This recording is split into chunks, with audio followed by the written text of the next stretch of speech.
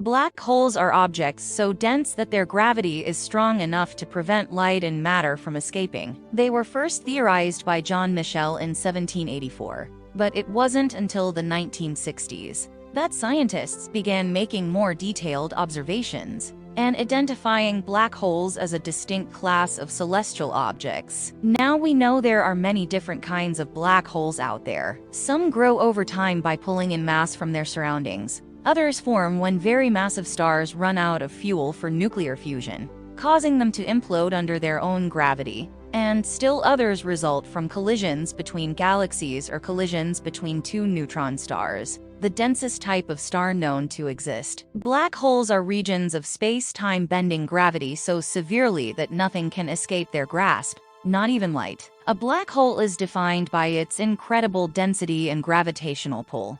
It's an object whose mass is so great that not even light can escape from it. Because no radiation can escape from a black hole, it cannot be seen directly with telescopes. However, the presence of an extraordinarily massive object whose gravitational field dominates its surroundings may be inferred from its interaction with other matter, such as gas orbiting it or stars passing nearby. Black holes are formed when a massive star runs out of fuel to burn. The star collapses under its own gravity and becomes much smaller than it would have been if it hadn't collapsed. If the collapsed object is massive enough, then no light can escape from the surface of it, hence why they're called black holes. The boundary where light cannot escape is called the event horizon. It marks exactly where the force of gravity becomes so strong that nothing can get out of a black hole.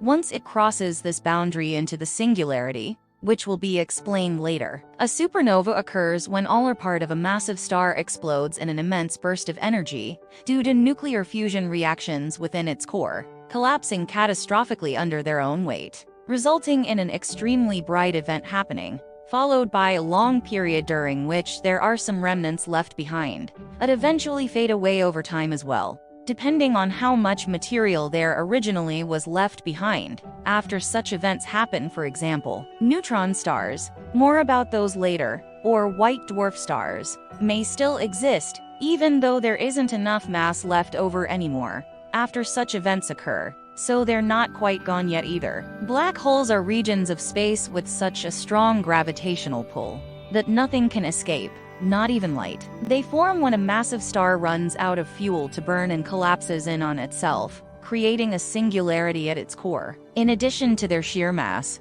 black holes have an event horizon, the point beyond which nothing can escape the black hole's gravitational pull.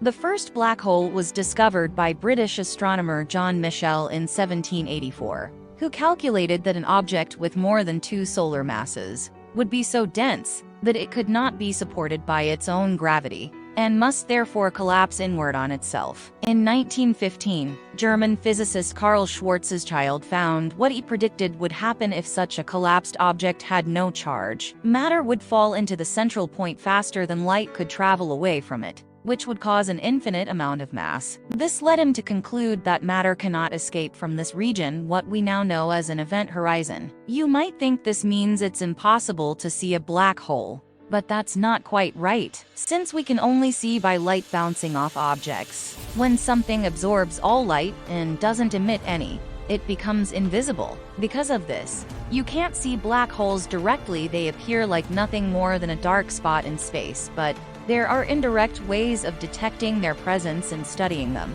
The first hint scientists had that there may be something strange going on here was back in 1964, when 2 radio astronomers were looking at data taken by the Bell Laboratories 21-meter telescope at Crawford Hill near Princeton University. They detected unusual radio waves coming from an area about 1/4 inch, 6 millimeters, away from the center of our galaxy, and so began to investigate further. John Michell was a British scientist. In 1784, he wrote about the existence of black holes and their properties, making him the first person to theorize that they exist. He died in 1824 before the United States was formed, so we can only imagine how surprised he would be to know that his ideas have been so widely accepted today. Neutron stars are so dense that 1 teaspoon of their material would weigh about 1 billion tons on Earth. They're created when a massive star collapses in on itself after running out of fuel, and they can spin up to hundreds of times per second. Just how fast are we talking? The fastest spinning neutron star known is PSRJ 1748 to 2446 AD,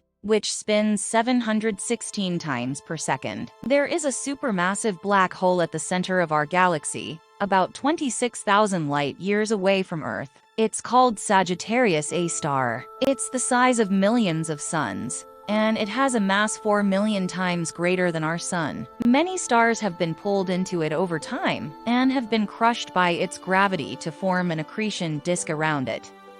A black hole creates such strong gravity that its event horizon, the point beyond which no light or matter can escape, is quite literally inescapable. This means that while you may be able to catch up with a black hole, your vehicle and any occupants could never leave it again. If you're curious about where this boundary lies, then we've got an answer for you. By definition, an event horizon marks the point of no return for anything that crosses it. It's a one-way membrane. Matter and energy can enter, but not leave. Waves are disturbances that travel through a medium. There are many different types of waves, including sound, light, and even gravitational waves. The speed at which these waves travel depends on the medium they are traveling through. Sound travels slower in air than it does through water or glass. In fact, this is why we hear sound from musical instruments, because vibrations in the air cause our ears to vibrate too. A wave can carry energy with it as it moves along its medium, like when you shout loudly and make someone next to you jump off their seat. Black holes are fascinating objects. They have huge gravitational pull and, as a result, play a big role in how space works. When you first learn about black holes, they might seem like simple concepts. They're just super dense things that suck up everything.